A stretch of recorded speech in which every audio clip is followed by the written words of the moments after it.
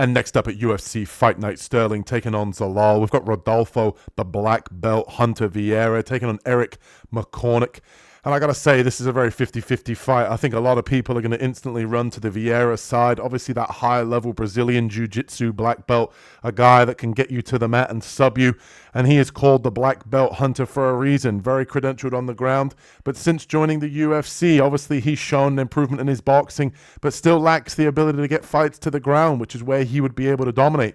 And I think if you look on the side of Eric McConico, he obviously has shown, that I think he's being underestimated. I think he is at a good gym over at MMA Lab. Obviously has Jared Cannonier in his corner, and I think he's the much more explosive striker. I think he's a little bit more dynamic on the feet, and I think he's a little bit more comfortable in the wrestling as well. You go back and look at the Cody Brundage performance. He was able to defend a lot of the takedowns of Cody Brundage, who has decent wrestling and probably, or arguably, better wrestling than Rodolfo Vieira does. So I think this one's a very sloppy fight, in my opinion. I think we're going to see a lot of clinching. We're going to see a lot of cage work. This one's going to be a boring fight, in my opinion. And I think Rodolfo Vieira is going to be shooting in for takedowns, not getting them, and it's going to cause him to get tired. So give me Eric McConico here. I think what this fight's going to look like is Eric McConico is going to have the better moments on the feet. He has a nice high kick. He's definitely faster in terms of the hand speed on the feet, and I think that he can just land enough shots, defend enough takedowns here to have enough moments to win on the judges' scorecards. And as fights go on, due to that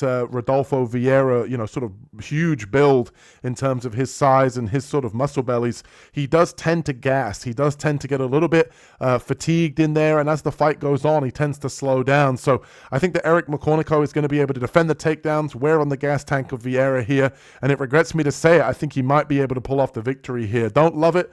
I like it, but don't love it. But give me Eric McConico here to get this one done on the judges' scorecards, having the bigger, more impactful moments on the feet, defending the takedowns as Vieira slows down as this one goes. Carlos, who you got in this one, brother?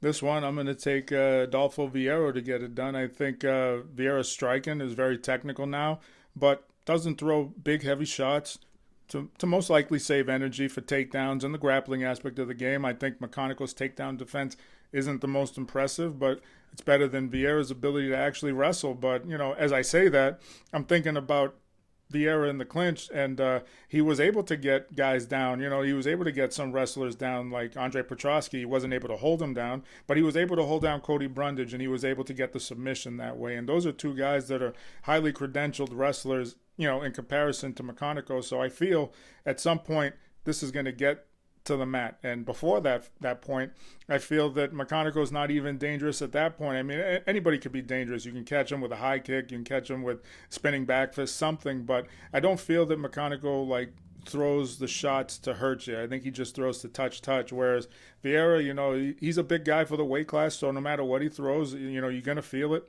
And that could be pressuring to McConico, and it might force him to fight a little wilder, probably overextend into shots, and it's going to allow Vieira to get closer, get in that clinch, get a body lock, get some type of trips, and get this fight to the ground. And once he does that, he's probably going to get the end, the ending that he likes. He'll probably get the submission, but I do feel that, McConico doesn't really possess that one-and-done type power, with his punches, and I think that's something that Vieira is going to be able to capitalize on because his striking has improved, and he's not going to feel as nervous coming forward. So I'm going to take Vieira to get this one done.